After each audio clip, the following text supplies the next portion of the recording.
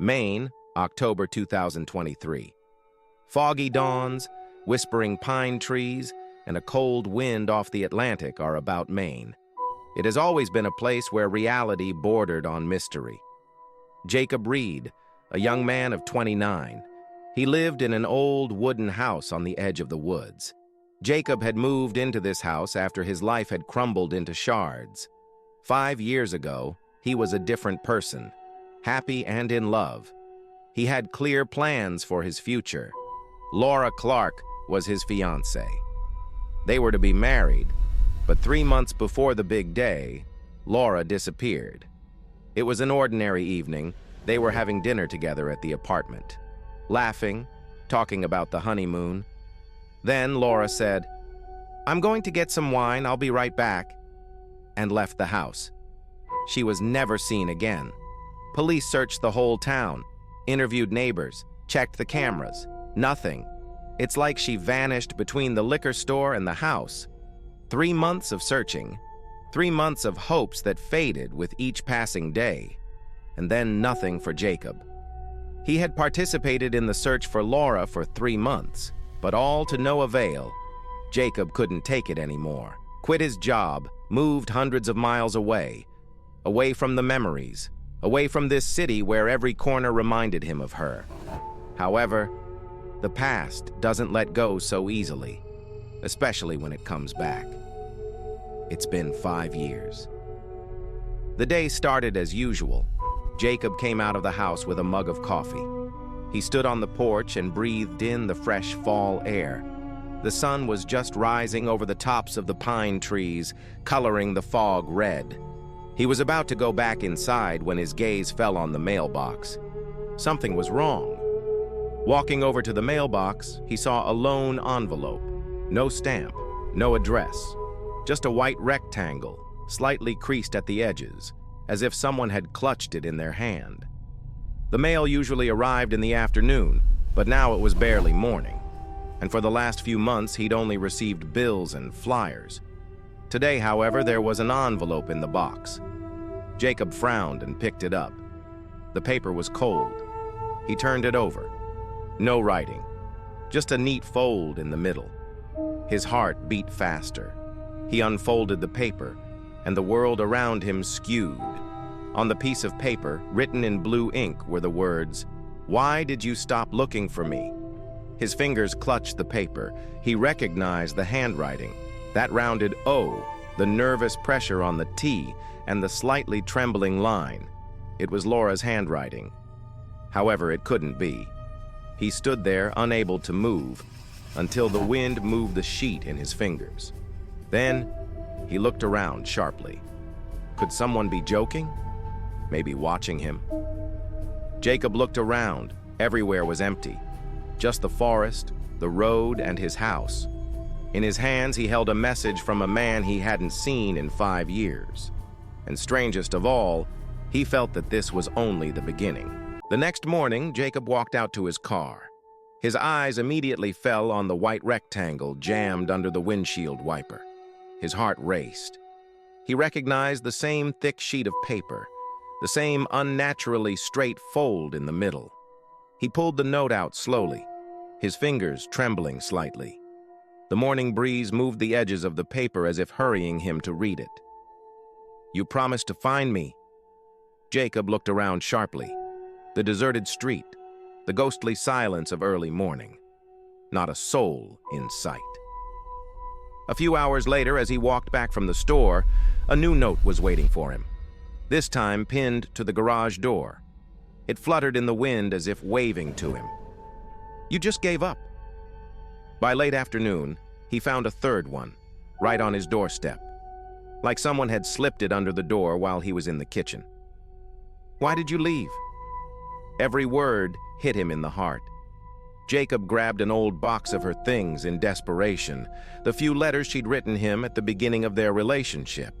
He spread them out on the table next to the new messages, comparing every letter, every curl. The coincidence was frighteningly exact. Even the manner of placing the dots with heavy pressure was identical. It was impossible. Laura had been gone for 5 years.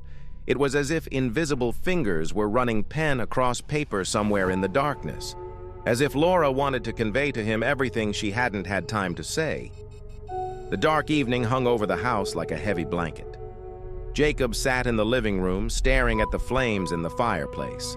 In his hands, he clutched a stack of notes, all those ominous messages that came out of nowhere. His fingers moved nervously over the paper, feeling its texture. One sheet was smooth, the others slightly rough, as if they had been touched with wet fingers. This is someone's cruel joke, Jacob convinced himself. He could feel the resentment slowly rising from the depths, spilling in hot waves throughout his body. Someone knew Laura. Someone knows what happened, and now they're taking revenge on me. He thought, sitting by the fireplace. His thoughts were confused, but one thing was clear. He couldn't take it anymore. Each note was like a knife in an old wound. Every word was like an accusation. With a sudden movement, he tossed the entire packet into the fire. The paper burst into flame instantly. The flames greedily engulfed the sheets, causing them to curl and blacken at the edges. For a moment, it seemed to Jacob that the letters weren't burning, just darkening. The letters became even clearer, as if they were written not in ink, but in something far more permanent. And then he heard it. Amid the crackle of wood, among the rustle of burning paper, a whisper, quiet, barely perceptible. He recognized it. It was her voice. "Jacob!" It was as if someone was standing right behind him, lips almost touching his ear. He turned around sharply. The room was empty. Only the fire in the fireplace, devouring the last scraps of paper. A strange sensation, as if someone invisible was still here, watching him. The morning began with silence. He woke up with a heavy sense of foreboding, even before he realized something was wrong. Max didn't meet him at the door. Max was the dog Jacob had gotten when he moved to his new place of residence, after Laura disappeared.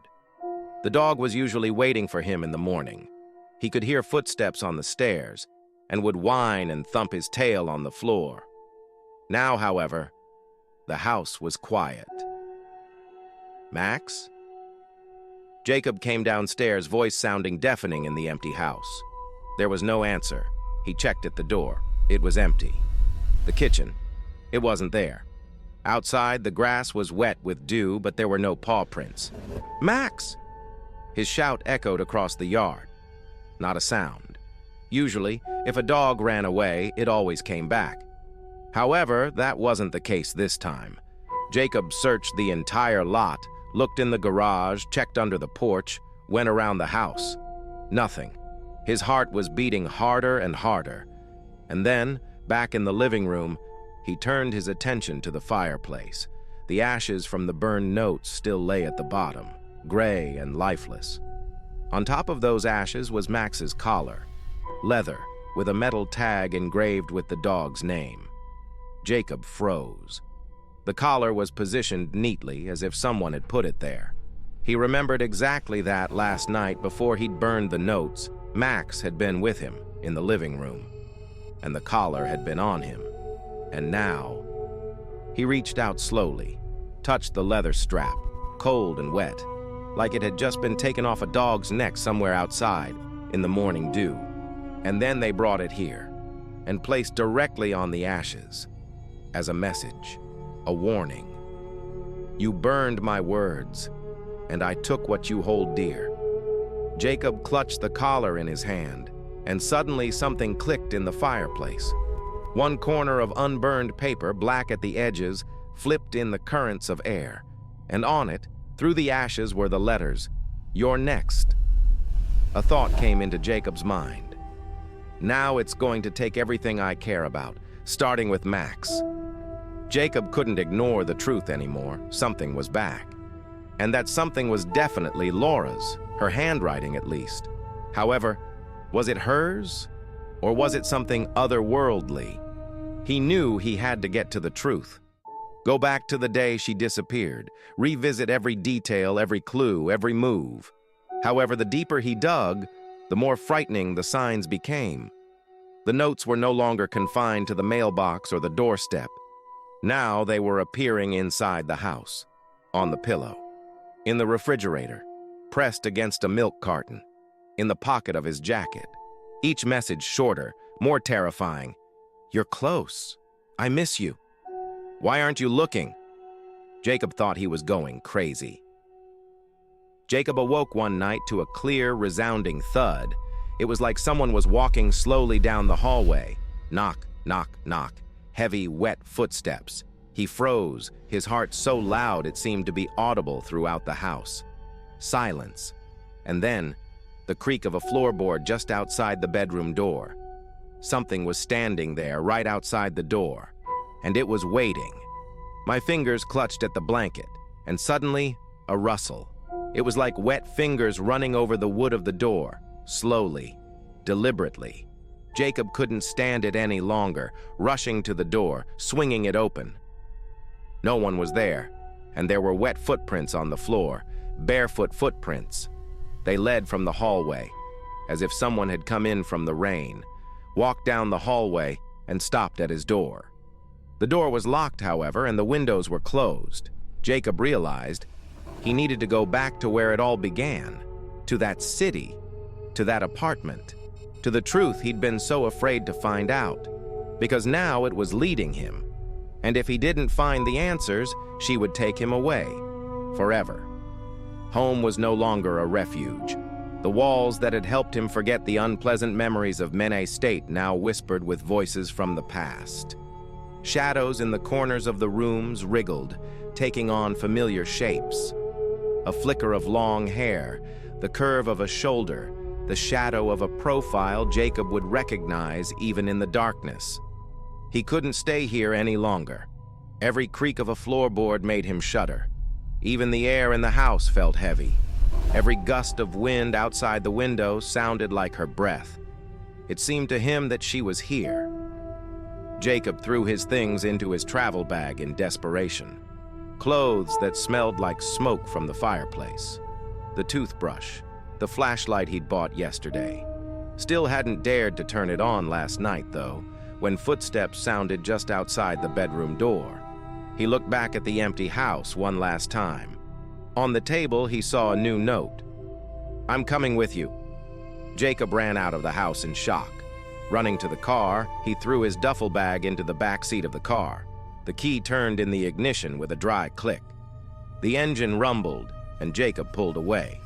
He seemed to be trying to escape not from this house, but from his own fear. The road seemed to him like a gray ribbon. Familiar scenery outside the window. First, sparse pine trees, then fields. Then the first ghostly outlines of the city. The city he never wanted to return to. Everything seemed alien to him now, distorted, as if he were entering not a real place, but his own memory. This was where he and Laura had first met. This was where they had walked in the fall park. Leaves were falling under their feet, and the wind was racing those leaves across the ground. This was the last time he'd seen her alive, laughing, promising to be back in 10 minutes. She didn't come back that night. He loved her as much as she loved him. He couldn't believe she'd come back to hurt him, and now she back with Jake.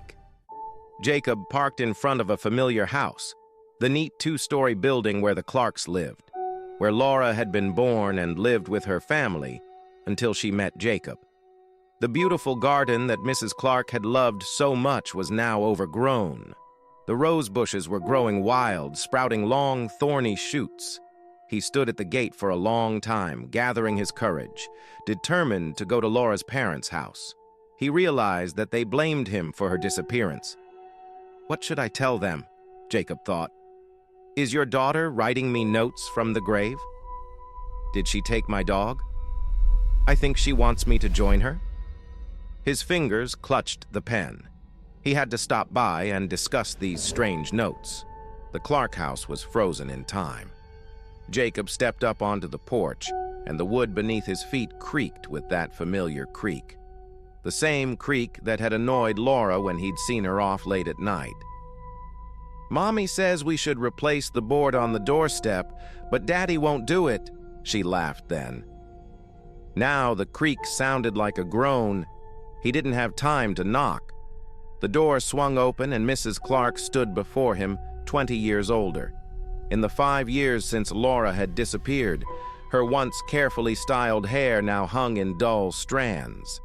The eyes that had always splashed mischief now held a deep, long-suffering silence. She saw him, and her eyes filled with tears. Not joyful ones, not bitter. They were strange. "We get notes, too," she whispered before he could open his mouth. Her voice trembled, as if she was afraid someone would hear.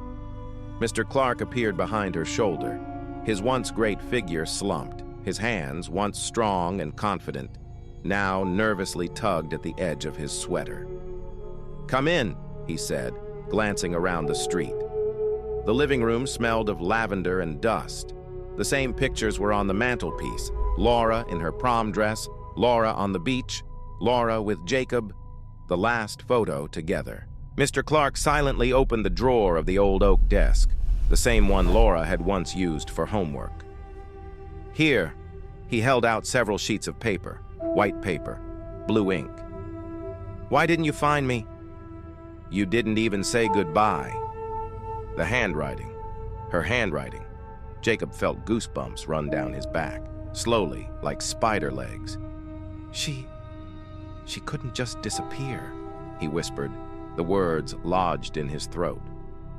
Mr. Clark sank into the chair and it creaked pitifully. "She disappeared. And now she's back," Mr. Clark said. He grabbed Jacob's hand. His fingers were icy cold. "Did you see her?" he whispered. And there was not hope in his eyes, but horror. Something fell outside the window. It was probably a branch. However, all three of them flinched as if from a gunshot, because they knew. She's here, too.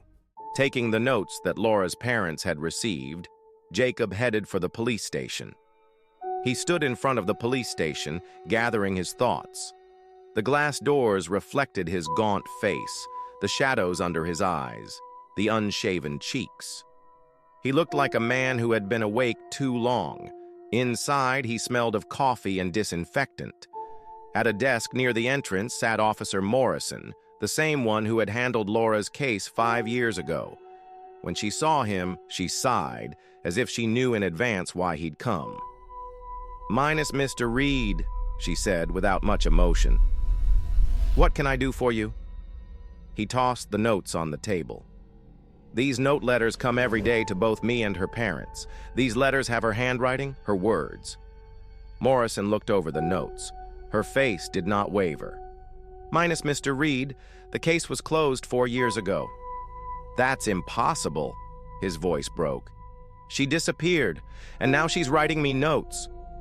The officer exchanged a glance with her colleague, turned to Jacob with an expression of weary patience.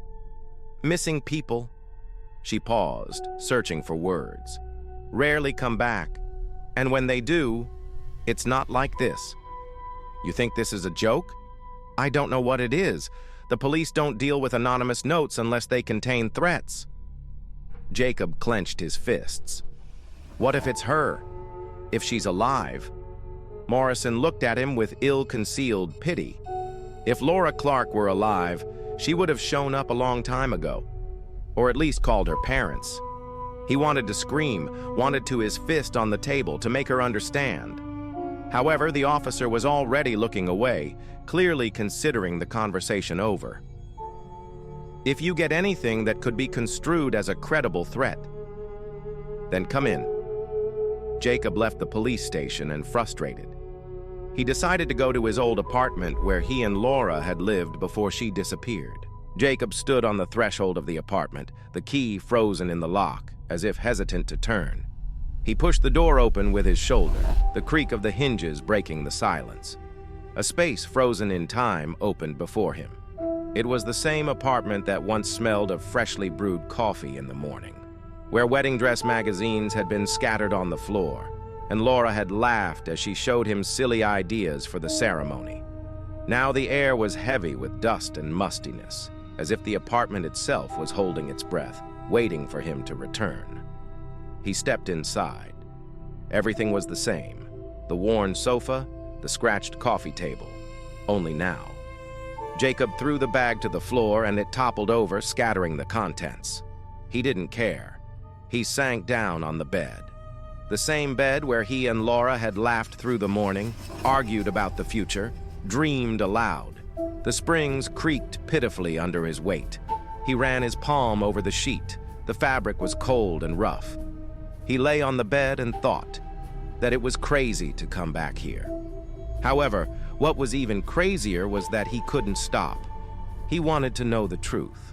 He decided to take a shower to wash off his road fatigue. When he stepped into the bathroom, his body was gripped by an icy dread. The mirror was fogged up, as if someone had just washed themselves. And on the sink, there was a rope tied in a noose, and underneath it, a note. With trembling hands, Jacob picked it up. "You can get closer to me." His heart was racing. He turned around and there was no one in the room. However, at the same instant, the mirror cleared. And in the reflection, he saw Laura standing behind him. Wet hair, pale face, eyes full of resentment. He shrieked back. When he turned around, there was no one there. Just drops of water on the floor that hadn't been there before. And a quiet whisper coming from nowhere. "You promised."